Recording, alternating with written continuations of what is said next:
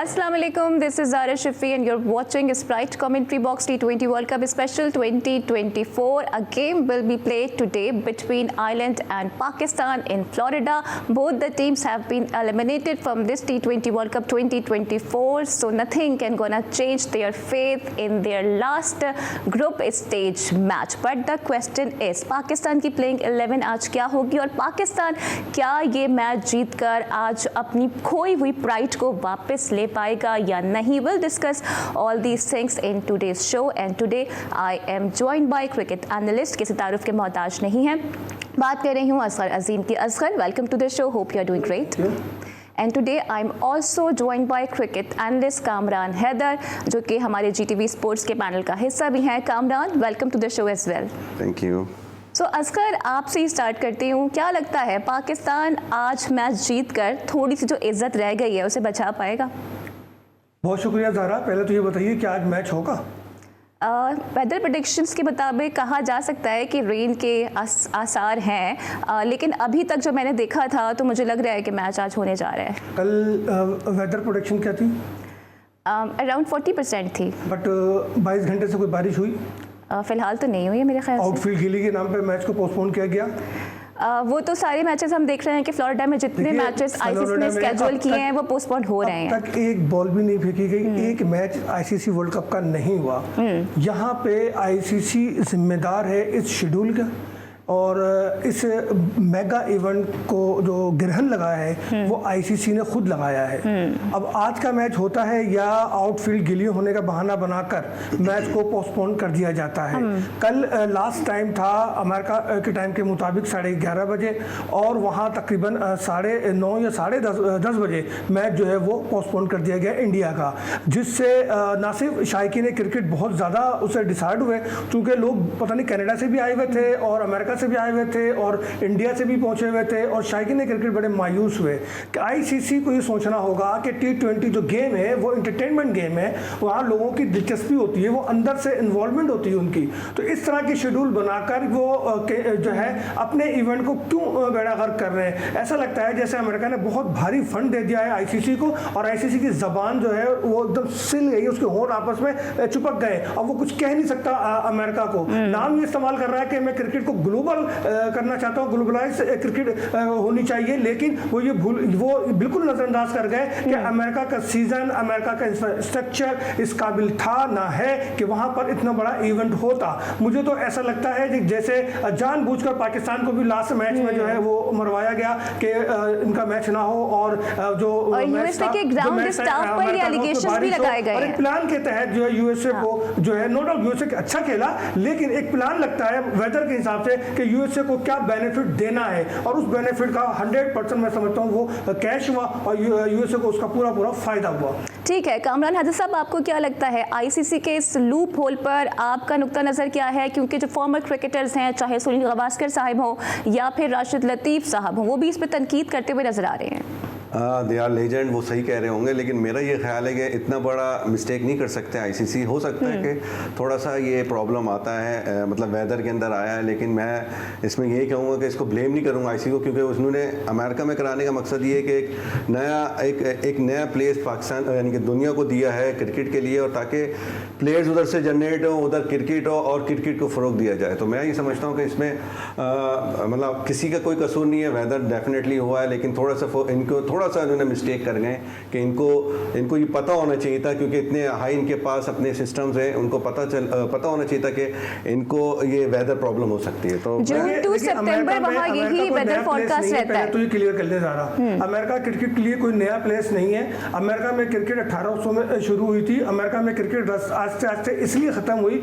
कि वो बेसबॉल की तरफ चले गए। बेसबॉल जो है शॉर्ट टाइम था, उस जमाने में क्रिकेट लॉन्ग टाइम था। इंटरनेशनल क्रिकेट की बात कर रहा हूं मैं। और फिर वहां से क्रिकेट जो आहिस्ते आहिस्ते रिमूव होना शुरू हुई। वहां पे 3 बड़ी ममालिक भी खेला करते थे, वहां पे खुद बरतानिया क्रिकेट खेला करती थी, लेकिन इंफ्रास्ट्रक्चर वहां उस वक्त भी नहीं था और आज भी नहीं है। मेरा सवाल सिर्फ ये है आईसीसी से कि जब दुनिया की टीमें मना कर रही थी बशमूल इंडिया पाकिस्तान के कि वहां पे इंफ्रास्ट्रक्चर नहीं है, वर्ल्ड कप वहां पे ना रखें, तो आपने क्यों वहां पे वर्ल्ड कप रखा? दूसरा ये कि आप वेस्ट इंडीज को आपने पार्ट बनाया है, वेस्ट इंडीज की सूरत हाल भी तकरीबन यही है, वहां भी जो है इंफ्रास्ट्रक्चर जो है वो इस काबिल नहीं है, वहां वहाँ भी वेदर जो प्रेडिक्शन है वो भी बारिशों की नजर है। तो कहने का मकसद ये है कि जब चलो आपने प्लान बना भी लिया था तो आपने एक्स्ट्रा टाइम क्यों नहीं दिया, आपने एक्स्ट्रा डे क्यों नहीं रखा उसके अंदर, मैचेस को क्यों नहीं करवाया जा रहा। इस तरह तो फिर क्रिकेट खुद तबाह हो रही है, खुद आईसीसी अपने ही क्रिकेट को अपने ही हाथों से जो है वो उस पर ताबूत पे कीले ठोक रहा है। ठीक है, होपफुली के यहाँ पर वो जरूर रिव्यू करेंगे। कामरान साहब आपकी तरफ ही आ रही हूँ। अब हम देखें तो यूएसए की क्रिकेट तो खत्म हो चुकी है, लेकिन पाकिस्तान की क्रिकेट भी खत्म होने के दहाने पे खड़ी है। 6 आईसीसी इवेंट्स हो चुके हैं, बाबर एक भी ट्रॉफी नहीं उठा पाए हैं। What is your stance sir?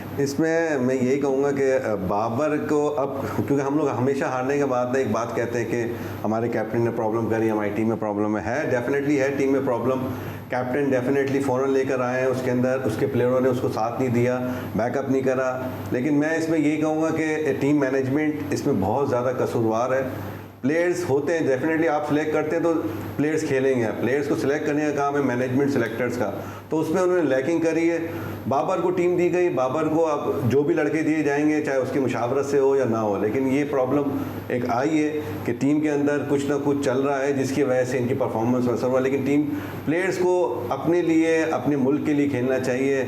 मेरे ख्याल में वो इस तरफ नहीं है। उनको मैं साइकेट्रिस्ट को दिखाना चाहिए, उनको डिफरेंट उनको ना कोर्सेज कराने चाहिए, उनको मुल्क के लिए खेलना चाहिए बेसिकली। ठीक है, तो क्या मुत्तफिक हैं आपकी टीम में रिफ्ट मौजूद है जैसे कि कामरान हैदर साहब कह रहे हैं? देखिए, टीम की जो सूरत हाल है वो इंग्लैंड जाने से पहले तो सामने नहीं आई थी। टीम में वो सूरत हाल पहले से मौजूद थी और उसकी बुनियाद उस वक्त रखी गई जब शाहीन से कप्तानी लेने की बात की गई। जब शाहीन से कप्तानी ली गई तो बाबर ने शाहीन पे एतमाद के बगैर, उसे एतमाद में लिए बगैर जाकर कप्तानी के लिए हाँ कह दी। वो शाहीन जो ये कह चुका था कि मैं बाबर के लिए सब कुछ छोड़ने के लिए तैयार हूँ, वहाँ पर ग्रुपिंग की बुनियाद जो है वो स्ट्रॉन्ग हुई। और फिर जो टीम सिलेक्शन में वहाब रियाज को लाया गया जो कि यूँ समझ लें कि बाबर की दूसरी शक्ल है, तो वहाँ पर फिर बाबर ने माइंडसेट बनाया, वहाब ने माइंडसेट बनाया चेयरमैन का, और उसने बाबर को कप्तानी के लिए राजी भी किया। और कप्तान मोहसिन नकवी को भी इस बात के लिए बिल्कुल एक पिक्चर बना के दी कि बाबर जो है ये कर सकता है। वहाँ पर ग्रुपिंग जो है अपने उरूज पे पहुंची। सिलेक्शन में बाबर ने अपने लड़कों को इन किया, वो लड़के जो टीम पे लाइबिलिटीज बने हुए थे, जो बोझ थे टीम पे, लाइक शादाब, लाइक चाचा इफ्तिखार, इन लोगों को टीम में लिया गया, आजम खान को टीम में लिया गया। तो ये सब उसकी मर्जी से हुआ। और जब टीम जाती है इंग्लैंड और वहाँ उससे पहले आयरलैंड, तो वहाँ जो कुछ भी हुआ, आयरलैंड के खिलाफ आप मैच हारे, इंग्लैंड के खिलाफ आप जो है मैचेस हारे, तो उसके बाद ये वाज़ेह हो गया कि बाबर की क़यादत में ये टीम मुत्तहिद नहीं है और ख़ुद बाबर इसका एक हिस्सा है। तो उस वक्त ये सोचना चाहिए था कि आया कप्तान को क्यों 2 महीने के बाद चेंज किया गया, 3 महीने के बाद चेंज किया गया। दुनिया में कोई ऐसा एक मुल्क बता दे जो इस तरह की हरकतें करता हो जो पाकिस्तान में होता है। और खुद जो है मोहसिन नकवी की जिम्मेदारी आयद होती है कि उन्होंने ये काम क्यों किया। उनको तो टीम को बनाने के लिए दिया था, उनको वर्ल्ड कप पर टारगेट दिया गया था। क्या मोहसिन नकवी अपना टारगेट हासिल करने में कामयाब हुए? पूरी टीम मैनेजमेंट नाकाम हुई। मुझे, मैं तो ये कहता हूँ पूरी टीम मैनेजमेंट को यहाँ से जाना चाहिए, ना सिर्फ बाबर को आप अगर कप्तानी से हटाते हैं तो ठीक है, बाबर को मैं आपकी बात में एक बात मैं ऐड करना चाहती हूँ और उसका जवाब भी चाहती हूँ फिर आपसे कि बैरिस्टर सैफ कहते हैं, जो कि केपी से बिलोंग करते हैं, कि टीम की सर्जरी से पहले पीसीबी चेयरमैन की सर्जरी होनी चाहिए। पीसीबी चेयरमैन ने सर्जरी का आगाज कर दिया है और माजी की तरह इस बार भी आगाज कराची से किया गया है। राशिद लतीफ को पीटीवी से फारिग किया गया, एक उस शख्स को जो है सच बोल रहा था, जो टीम की खराबियां खामियां की निशानदेही कर रहा था। तो ये बात सरकार को बुरी लगी और सरकार ने राशिद लतीफ का कॉन्ट्रैक्ट जो 2026 तक था उसको खत्म करा के उसे फारिग करवा दिया। तो सर्जरी का आगाज तो कराची से ही हो गया। जिस तरह हम वर्ल्ड कप हारे थे तो सर्जरी का आगाज सरफराज से हुआ था। वो कह रहे थे उनकी रेटिंग नहीं आ रही थी, इस वजह से हटाया, टीआरपी का मसला था। गर्दन हमारी कटी, फिर भी कहते हैं ये अहले चमन, ये चमन हमारा है तुम्हारा नहीं। तो भाई अब वज़ीर-ए-आज़म को एक्शन लेना है कि इस मोहसिन नकवी को रुखसत करके किसी ऐसे शख्स को चेयरमैन बनाया जाए, फुल टाइम चेयरमैन बनाया जाए, पूरे उसको टाइम पीरियड 3 साल का 4 साल का दिया जाए कि भाई आप टीम को बनाएं, टीम को चलाएं, उसको ना सिर्फ एडमिनिस्ट्रेशन का तजर्बा हो बल्कि उसको क्रिकेटिंग माइंड भी वो हो ताकि टीम हमारी बन सके, किसी 2-4 की बातों में ना आए। तो 2-4 लोगों की बातों में ना आए, टीम तो इस वक्त हमारी तितर बितर होती हुई नजर आ रही है। कामरान हैदर साहब, आप क्या समझते हैं? आपके पास तो $25 $30 की इनसाइड स्टोरीज भी मौजूद हैं।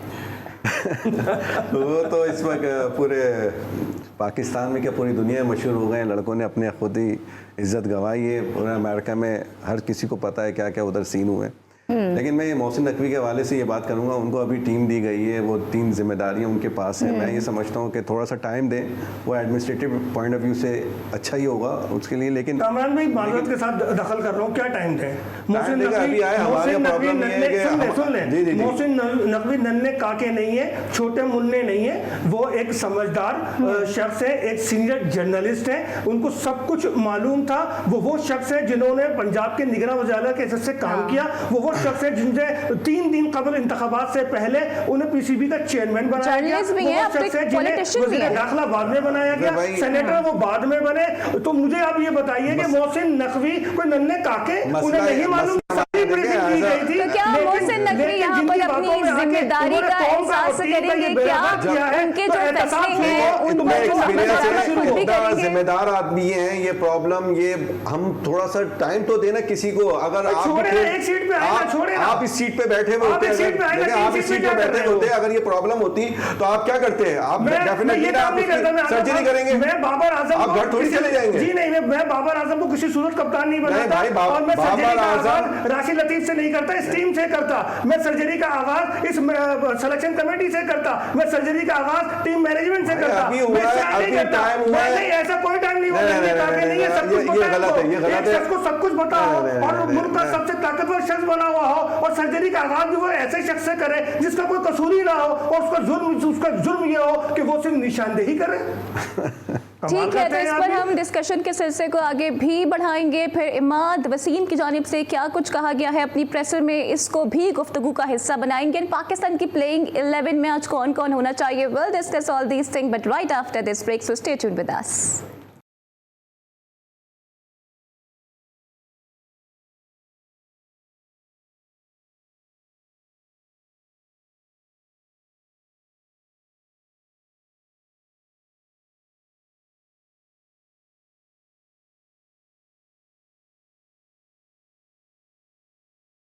Welcome back to Sprite commentary box T20 world cup special 2024। और ब्रेक से पहले हम यही बात कर रहे थे कि पाकिस्तान की इस शर्मनाक शिकस्त का आखिर जिम्मेदार कौन है। लेकिन उससे पहले आज इमाद वसीम की जानिब से एक प्रेसर की गई है और दिल की बातें उन्होंने की हैं। तो असगर कैसे देख रहे हैं इमाद की प्रेसर को? वो कह रहे हैं गेम हमारे हाथ में था, प्लानिंग भी हमारी सही थी, लेकिन हम उस तरह से एग्जीक्यूट नहीं कर पाए इंडिया के अगेंस्ट। देखिए, ये बात तो सही है कि मैच पाकिस्तान के हाथ में था 14 ओवर तक, और 8% चांस था पाकिस्तान का और 92% चांस थे पाकिस्तान के जीतने के। लेकिन बात यह है कि वहाँ पर जब गेम चेंज हुआ, फ़खर आउट हुए, रिजवान आउट हुए, गेम चेंज हो गया। फ़खर जिस तरीके से आउट हुए वो दुनिया उसको आज तक समझ नहीं सकी कि जब आप इतने इन्फॉर्म हैं तो आपको इतनी जल्दी क्या है, इतने score 47 ball, I think 47 run थे, तो आपको क्यों इतनी ज़्यादा जल्दी थी कि आपने निकल कर एक ऊंची शॉट को जो आपके हाइट से भी ऊपर जा रही थी उसको आपने खेलने की कोशिश की। एक तो फ़खर की गलती थी, उसके बाद रिजवान की जो गलती थी, जो हमेशा क्रॉस बैट खेलते हैं, बॉल बहुत आगे था, और वो भी बुमराह को खेल रहे हैं, बुमराह जैसे प्लेयर को जो कि वर्ल्ड बेस्ट बॉलर है, उसको जो है वो क्रॉस बैट खेलने गए और उस पर वो बोल्ड हुए। उसके साथ साथ अम्माद वसीम की ये बात भी बिल्कुल सही है कि गलती उनकी ये थी कि जब उनसे नहीं खेला जा रहा था, वो डॉट बॉल खेल रहे थे, तो वो आउट होकर चले जाते और किसी और को बैटिंग के लिए मौका दे देते। तीसरी बात ये कि अम्माद वसीम को भेजे ही गलत गया था, थोड़ा उसको या तो जल्दी भेज देते या और देर से भेजते। चौथी बात ये थी कि अम्माद वसीम की फिटनेस पे भी सवालात थे। अम्माद वसीम रनिंग में 100% फिट नहीं थे, वो रन नहीं ले पा रहे थे। तो अम्माद को ये कहना कि डॉक्टरों ने फिट करार दिया था, देखिए डॉक्टर आपको फिट करार देते हैं, लेकिन असल फिटनेस आपकी अपनी विलिंग होती है। अगर आप अपने आप को फिट करार देंगे, असल विलिंग देंगे, तो आप हाथ में प्लास्टर बांध के भी बैटिंग कर सकते हैं, रनिंग कर सकते हैं। लेकिन जब आपकी अपनी फीलिंग नहीं थी तो आपको चाहिए था कि आप कह देते कप्तान को कि कप्तान मैं नहीं खेल पाऊंगा, मैं रनिंग के लिए 100% फिट नहीं हूं। T20 में रनिंग का, फील्डिंग में रनिंग का वो सबसे लाजमी जुज होता है। इस चीज़ को आपने नज़रअंदाज किया, तो अम्माद आपकी गलती तो है। ठीक है। और कामरान, आपको क्या लगता है कि हमारे जो प्लेयर्स हैं अपनी फिटनेस के मामलात को छुपाते हुए माजी में नजर आए हैं, तो स्किल फिटनेस कितना ज़रूरी है अगर आप क्रिकेट जैसे गेम को परस्यू करना चाहते हैं? तो देखिए, क्रिकेट हो या किसी भी गेम में फ़िटनेस बहुत ज़रूरी है। आप इंडियन टीम को देख लें, आप दूसरी टीमों को देख लें, फ़िटनेस उनकी अमेजिंग। पाकिस्तानी टीम में हैं 2-3 प्लेयर हैं आपके सेल्फ, आप लोगों को फिटनेस पे मतलब चाहे कैंप हो लगे या कुछ भी करना पड़े, लेकिन आपकी अपनी ही है।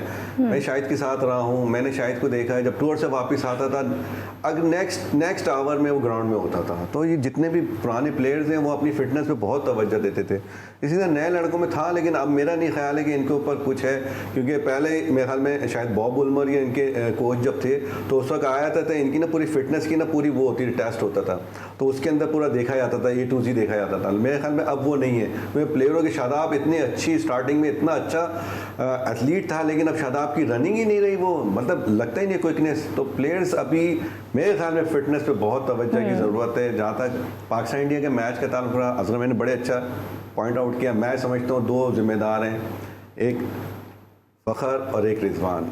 फ़खर को उस जगह शॉट नहीं खेलना चाहिए था, रिजवान ने उस जगह दिया। सारे बड़े जितने भी वसीम भाई वगैरह सब ने यही एनालिस्ट किया कि इन दोनों ने वो हरकत करी है कि जो इनके ऊपर जेब में इतने एक्सपीरियंस प्लेयर हैं, मैच ही नहीं था कुछ, नॉर्मल वे में खेलते। अच्छा कामरान, आपने तो इन 2 प्लेयर्स का नाम बता दिया, लेकिन इंटरनेशनली अगर मैं बात करूं तो फॉर्मर क्रिकेटर यानी कि मोहम्मद कैफ ये कहते हुए नजर आ रहे हैं कि पाकिस्तान की हार के जिम्मेदार बाबर रिस और आमिर हैं।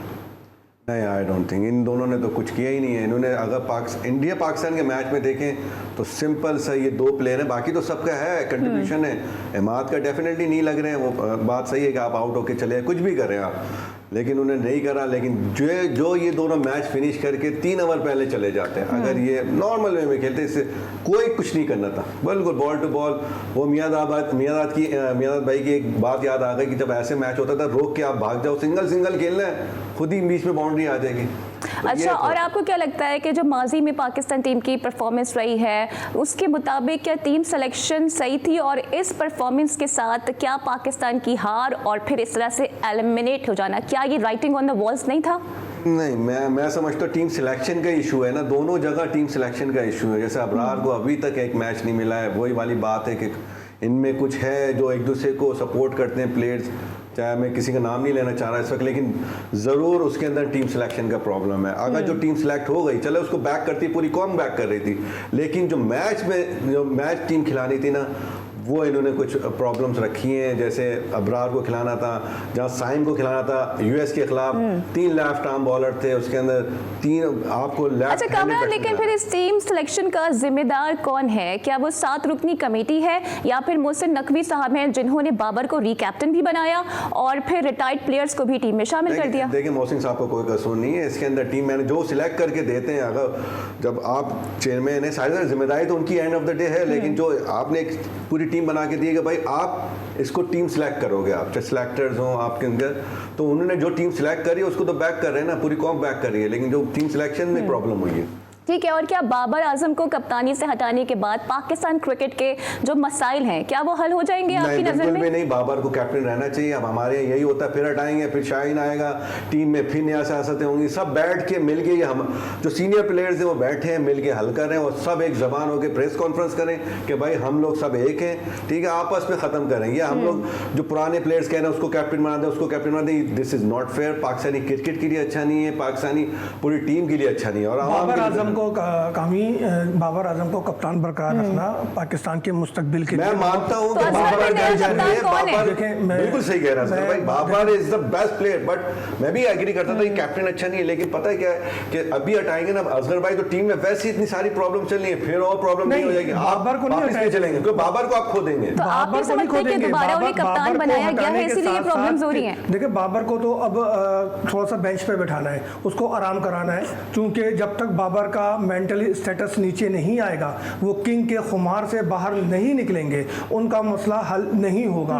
इस टीम में सिलेक्शन बाबर की मर्जी से हुई थी, सिलेक्शन कमेटी ने बाबर की राय के मुताबिक टीम बनाई थी। इस टीम के हार की पूरी जिम्मेदारी सिलेक्शन कमेटी के साथ बाबर आजम पर आयद होती है। Babar Azam as a captain कुछ नहीं करके दे सके, आज तक आईसीसी के तमाम इवेंट्स में भी कुछ नहीं करके दे सके। उन्होंने कहा था कि मैंने सेमीफाइनल खेल लिया एज ए कैप्टन, मैंने फाइनल खेल लिया एज ए कैप्टन, अब मैं एज ए असगर, लेकिन कैप्टन फाइनल इमाद जीतना को और चाहता हूं, आमिर को तो क्या बाबर ट्रॉफी ने लेके कहा था जाना कि टीम चाहता में हूं, लेकर लेकिन आए? ट्रॉफी लेके नहीं आए, रुसवाई का एक टोकरा जरूर वो साथ लेके आ रहे हैं। और टीम में जो इंतशार, जो ग्रुपिंग है, ये बाबर का कसूर है। बाबर अगर 2 महीने में ही शाहीन को फारिग ना करते और एज ए प्लेयर चले जाते तो कसम से आज पाकिस्तान टीम इतने उरूज अच्छा, पर होती असगर, मेरे कि आप सवाल सोच का नहीं जवाब सकते दे थे। दे, लेकिन क्या लालच बाबर ने लेकर आए हमें थे? इस बाबर मुकाम ने पे कहा था पहुंचाया। कि इमाद और आमिर को वापस लेकर आए। देखिए, अम्माद और आमिर बाबर की मर्जी से मेरे ख्याल नहीं आए, क्योंकि आमिर की और बाबर की भी लगती थी, और क्या नाम है उसका, अम्माद वसीम, वो बाबर के अगेंस्ट था। ठीक है, अब इन दोनों को लेकर आए हमारी सिलेक्शन कमेटी, इन दोनों को के लिए जहन बनाया हमारे साबिक क्रिकेटर्स ने।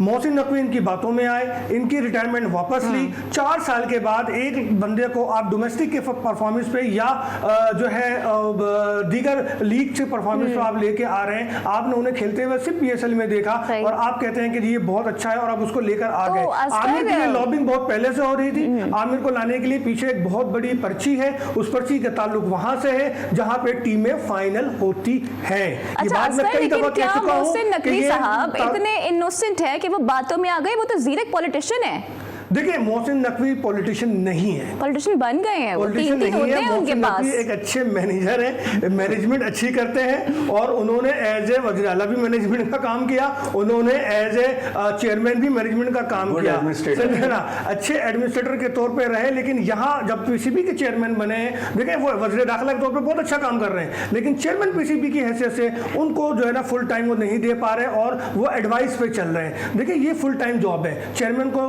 जो दुनिया भर में ना हो, लेकिन पाकिस्तान की जो कल्चर है वहां पे रात में जाके स्टेडियम की हालत देख रहे हैं, टीम की हालत पर कोई रहम नहीं कर रहे हो। किसकी? मैं ये कह रही हूँ कि रातों को जाके स्टेडियम्स की हालत तो वो देख रहे हैं क्योंकि उनको इंफ्रास्ट्रक्चर ठीक करना है, लेकिन वो टीम की हालत को नहीं देख रहे हैं। देखिए, मैंने कहा ना कि वो मैनेजर अच्छे हैं, एडमिनिस्ट्रेटर अच्छे हैं, लेकिन उनको क्रिकेट के अलिफ बे नहीं मालूम, क्रिकेटिंग माइंड नहीं है उनका। जब तक वो क्रिकेटिंग आप ये कह रहे हैं वो चेयरमैन बुरे हैं? मैंने बुरा नहीं कहा, मैंने कहा वो अच्छे एडमिनिस्ट्रेटर हैं, लेकिन वो क्रिकेट माइंड नहीं रखते। और ये बात मैं उनके मुंह में भी कहने के लिए तैयार हूं कि वो क्रिकेट माइंड सेट नहीं रखते, उन्हें क्रिकेट का नहीं मालूम, उन्हें नहीं मालूम कि प्लेयर की फिटनेस कैसे होगी, क्या होगी, सिलेक्शन के लिए क्या क्या चीज़ें देखी जाती हैं। लैपटॉप पर सिलेक्शन नहीं होती, सिलेक्शन ग्राउंड में बैठकर होती है, लड़कों को खेलते हुए देख के होती है। हमारे यहाँ कल्चर आ गया है कि लैपटॉप पर जो है स्टेट्स निकाल के लड़के को सिलेक्ट कर लिया जाता है और उसको टीम में भेज दिया जाता है। सिलेक्शन PSL की बुनियाद पर नहीं होती। उसका रिजल्ट आप देख लें कि जो लड़के 10 ओवर करा सकते थे, आज वो 4 ओवर नहीं करा सकते। सिलेक्शन PSL की बुनियाद पे नहीं हो सकती, क्योंकि 4 ओवर या 20 ओवर खेलने वाला बैट्समैन को अगर आप दे दें, जरा सा प्रेशर में आता है तो उसका सत्यानाश हो जाता है। जरूरत है अपने इंफ्रास्ट्रक्चर को बेहतर करें, अपने डोमेस्टिक को बेहतर करें। 50 ओवर 40 ओवर ये बातें नहीं पता है और मजीद भी डिस्कशन के सिलसिले को हम आगे बढ़ाएंगे after this break, so stay tuned with अस।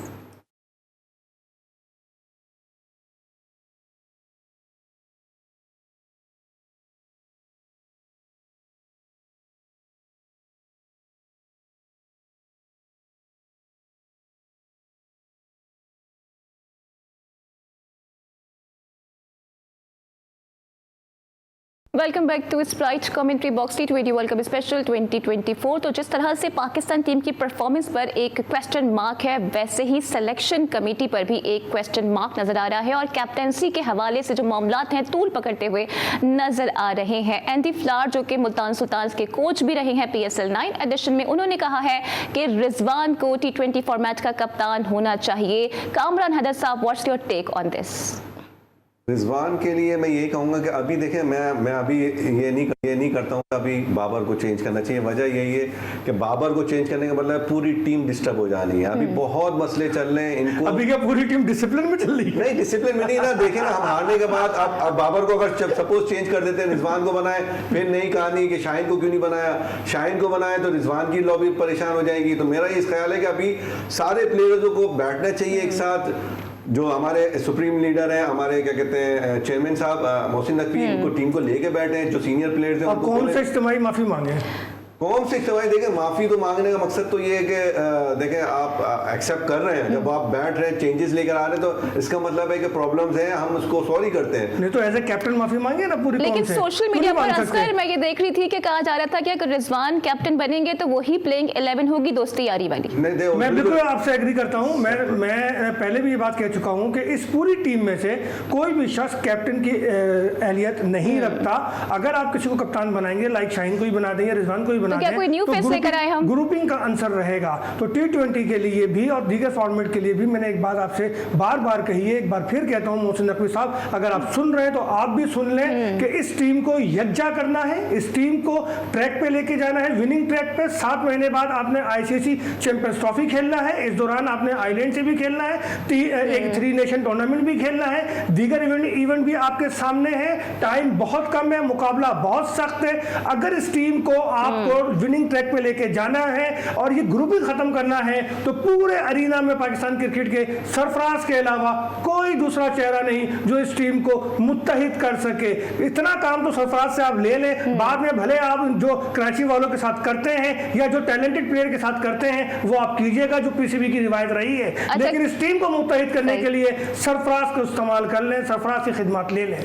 ठीक है, कप्तान का तो आपने बना दिया, लेकिन देयर इज समवन जो कि कोच भी बनने के मुतमन्नी है। बात कर रही हूँ मैं चाहत फतेह अली खान साहब की, जिन्होंने ऑफर की है कि वो पाकिस्तान टीम के कोच बनना चाहते हैं, लेकिन उन्होंने एक डिमांड भी रखी है कि बॉलिंग, बैटिंग और फील्डिंग कोच सिर्फ मैं ही हूँगा। कामरान हैदर, क्या कहिएगा? मेरे ख्याल में कोच नहीं होंगे, वो एंटरटेनमेंट मैनेजर होंगे उस टीम के। जाहिर सी बात है, लड़के डिसहार्ट हो मैच हारने पे तो आके एंटरटेन करें और लोगों को हल्का करें, प्लेयर्स को। ये न थी हमारी किस्मत के विशाल यार होता, टीम हमारी जीतती तो ये मुंह जो है बंद होते नहीं तो फिर बदोबदी के बाद क्या होगा? बदोबदी के बाद वजह मधुबाला ढूंढोगे टीम में, और क्या होगा? तो बाबर आजम नहीं होगा? नहीं, बाबर आजम नहीं होगा। देखें चाहत फतेह अली साहब, आपकी अपनी ख्वाहिशात अपनी जगह हैं, लेकिन ये हमारी टीम है, कॉमेडी सेंटर नहीं। आपको हमारी टीम के साथ इस तरह का मजाक नहीं करना चाहिए। तो बदोबदी के बाद बाबर की मर्जी?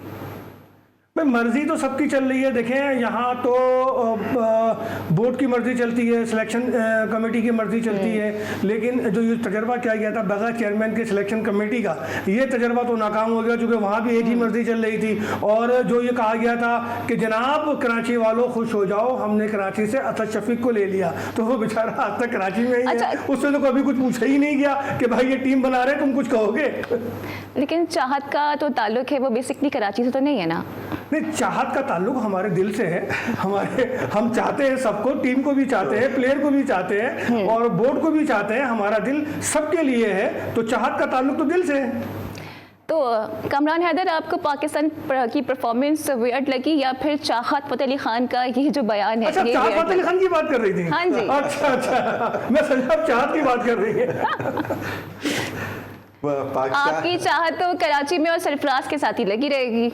देखिए भाई, मैं मेरिट पे बात करता हूँ, मैं हकाइक पे बात करता हूँ। ना कोई मेरा दोस्त है, ना रिश्तेदार है, ना मेरी फैमिली से कोई क्रिकेट खेलता है और ना ही मुस्तकबिल में मुझे कोई ऐसा चांस लगता है, क्योंकि मेरे बेटे से मैं सब ने मना कर दिया। लेकिन कामरान हैदर साहब, आपको नहीं लगता कि अब हमें यंग ब्लड को प्रमोट करना चाहिए, उन्हें मौका देना चाहिए, क्योंकि जो हमारे ये ओल्ड प्लेयर्स हैं इनकी कलाइयों में अब जान नहीं रही है? नहीं, ऐसा नहीं कलाइयों में जान नहीं, लेकिन अब नया ब्लड चाहिए टीम को। मैंने कहा ना, मैनेजमेंट को, PCB के चेयरमैन को बैठना पड़ेगा सर जोड़ के, और ऐसे जो कैप्टन बनाए लॉन्ग टर्म के लिए, ताकि टीम एक साथ रहे और चले, और स्ट्रिक्टली फॉलो करे उनको प्लेयर्स को कि भाई किस तरह परफॉर्मेंस दे रहे हैं, जितना वो परफॉर्मेंस के लायक हैं, आर दे प्लेइंग सेम और नॉट। मसला ये है कि हमारे यहाँ हम टीम सेलेक्ट कर लेते हैं, फिर उनकी परफॉर्मेंस खराब होती है, फिर हम उनके ऊपर डालते हैं कि प्लेयर्स ये कैप्टन की वजह से रहे। कैप्टन जब भी कोई होगा उसको सिलेक्शन कमेटी को देना चाहिए कि आप टीम बनाओ, उसके ऊपर उनकी राय होनी चाहिए। लेकिन हमारे यहाँ हमें फिर वही होता है, कैप्टन की मर्जी, तो फिर गलत कौन सा आ गया, फिर उसमें कोई लड़का आ गया। तो ये मिक्स एंड मैच चलता रहता है। मेरे ख्याल में ये PCB के चेयरमैन और जो मैनेजमेंट है उनको बैठना पड़ेगा, कैप्टन एक सिलेक्ट करें, चाहे रिजवान हो, शाहीन हो, और या बाबर हो, मेरे ख्याल में तो कैप्टन बनना चाहिए बैटिंग की तरफ से, ताकि ज़्यादा अच्छा हो। उसका जो माइंड सेट है वो थोड़ा डिफरेंट होता है, बॉलर का हाइपर है, लेकिन मैं ही समझता हूँ कैप्टन होना चाहिए बैटिंग साइड से। ठीक है। और अस्कर, मैं आपसे ये पूछना चाहती हूँ कि हमारे यहाँ अगर हम पीछे से स्ट्रक्चर देखें तो अंडर 19 की बात करूँगी, वहाँ पर भी कैप्टन को ग्रूम नहीं किया जाता। वहाँ पर भी कोचेस बता रहे होते हैं कि कौन से 11 प्लेयर्स टीम में होंगे, कौन से नहीं होंगे। अब जब ग्रूमिंग ही नहीं होगी तो कैप्टन का कैप्टनसी वाला माइंड डेवलप कैसे होगा फिर? देखिए, इसमें मैं एक बात रोकूंगा, माजरत कर असगर भाई, जो अंडर 19 से कैप्टन की बात करी, हमारे यहाँ सरफराज अंडर 19 से कैप्टन आया। थ्रू आउट जब कैप्टन होता है कराची का कैप्टन, तो उसकी परफॉर्मेंस ही डिफरेंट थी। जो नया कैप्टन बनेगा, चाहे पाकिस्तान टीम में जाके बनेगा, तो उसकी परफॉर्मेंस डिफरेंट होगी। इसी तरह खालिद लतीफ था, वो कैप्टन था, अंडर 19 से वर्ल्ड कप जीतता हुआ, कराची का कैप्टन था, सिंध का कैप्टन था, तो उसकी पाकिस्तान ए का कैप्टन है। तो इसी तरह हमारे जो भी होता है ना, जो अब नए अगर कैप्टन बनाएंगे तो प्रॉब्लम आएगी। सॉरी।